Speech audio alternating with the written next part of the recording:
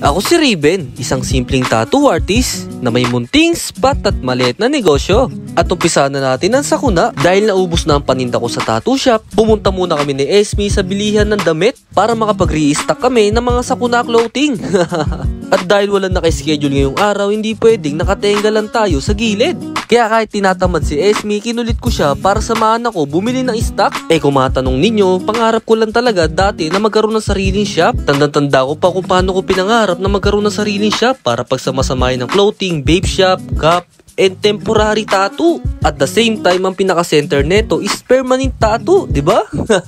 At sa awa ng Diyos, sa kalagitnaan nga ng gabi, may nag-message sa akin. At dahil hindi tayo mayaman, agad-agad ko nang pinuntahan si ma'am. At hindi makukumpleto ang home service tattoo ko kung wala ang Osus Tattoo Supply. Napakabisa niyan. Ang usapan namin ng client ko ay magpapapursing lamang sila. Pero nung malaman nila na isa akong simpleng tattoo artist, agad-agad nila sinabi sa akin na daling ko na pati equipment ko sa tattoo. Tuna ko ang pinasadahan yung nanay. Basta ang sabi sa akin ni ma'am, itakpan ko yung peklat niya sa paa. At ang ikalawang sakuna ay enhancement tattoo. Respeto po sa unang gumawa dahil gagalawin ko muna to. At ito na po yung outcome, beng.